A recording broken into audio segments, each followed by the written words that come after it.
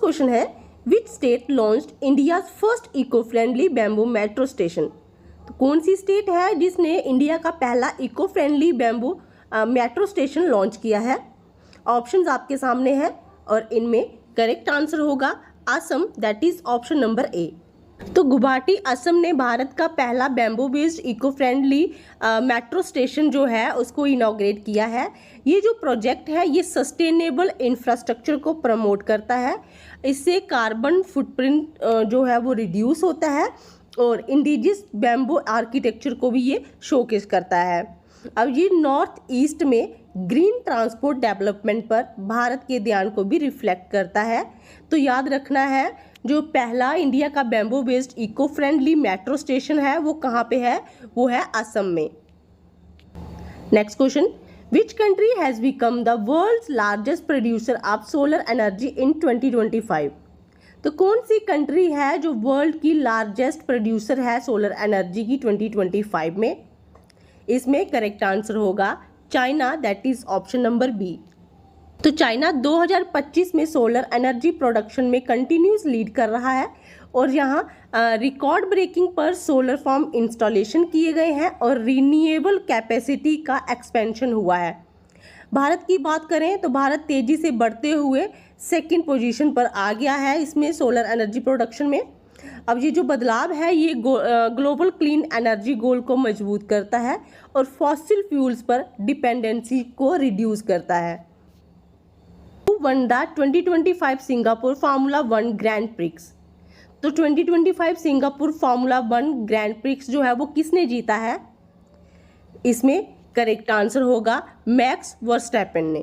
Red bull के max Verstappen ने 2025 Singapore grand prix जीत लिया है, जिससे उनकी चैंपियनशिप में बढ़त जो है वो और भी मजबूत हो गई है। Which Indian city will host the 2030 Asian Games as announced in 2025? तो जैसे कि अनाउंस हुआ है 2025 में कि 2030 में एशियन गेम्स जो है वो शुरू होंगी, तो उसमें कौन सी इंडियन जो है उसको होस्ट करेगी? इसमें करेक्ट आंसर होगा Ahmedabad, that is option number ए।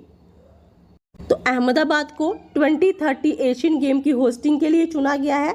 अब ये जो इवेंट है ये इंफ्रास्ट्रक्चर, टूरिज्म एंड इंडिया के इंटरनेशनल स्पोर्ट्स प्रेजेंस को बूस्ट करेगा। ठीक वैसे ही करेगा जैसे 2010 में दिल्ली कॉमनवेल्थ गेम्स की सक्सेस के बाद हुआ था। Next question, recently which Indian state launch the green corridor highway project? तो कौन सी इंडियन स्टेट है जिसने अभी हाल ही में ग्रीन कॉरिडोर हाईवे प्रोजेक्ट को लॉन्च किया है? ऑप्शंस आपके सामने हैं और इनमें करेक्ट आंसर होगा Maharashtra, that is option number C. तो महाराष्ट्र ने 2025 में ग्रीन कॉरिडोर हाईवे प्रोजेक्ट शुरू किया है ताकि व्हीकल से होने वाले पोल्यूशन को कम किया जा सके और इलेक्ट्रिक मोबिलिटी को प्रमोट किया जा सके। इस इनिशिएटिव में electric vehicle charging station, solar powered lights and eco friendly platforms जो है उनको शामिल किया गया है। ये भारत के क्लाइमेट एक्शन गोल को भी सपोर्ट करते हैं। Which Indian player won the 2025 US Open badminton men's single title? तो कौन सा इंडियन प्लेयर है जिसने 2025 के US Open badminton men's single title को जीत लिया है? आंसर होगा इसमें लक्ष्य सेन ने। तो क्या हुआ है कि लक्ष्य सेन ने शानदार प्रदर्शन करते हुए 2025 US Open badminton man single title को जीत लिया है।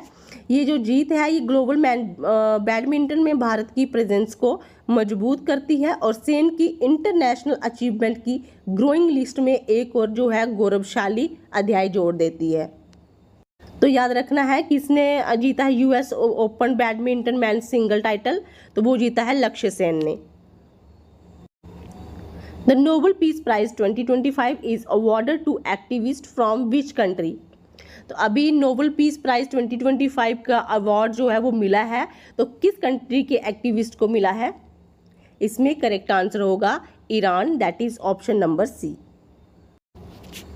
तो 2025 का नोबेल पीस प्राइज जो है वो ईरानियन ह्यूमन राइट्स एक्टिविस्ट को प्रदान किया गया है जो वुमेन की राइट्स और डेमोक्रेसी के लिए संघर्ष कर रहे हैं। Recently, which bank became the first in India to launch a digital rupee loan? तो अभी हाल ही में एक बैंक है जिसने डिजिटल रूपी लोन जो है उसको लॉन्च किया है, तो वो इंडिया का पहला बैंक बन गया है। तो वो बैंक कौन सा है? इसमें करेक्ट आंसर होगा SBI, that is option number A. तो SBI ने 2025 में भारत का पहला डिजिटल रूपी लोन जो है उसको शुरू किया है, जिससे कस्टमर RBI के CBDC यानी कि सेंट्रल बैंक डिजिटल करेंसी का यूज़ करके लोन ले सकते हैं। ये innovation financial inclusion, digital transaction and secure and faster banking को प्रमोट करता है।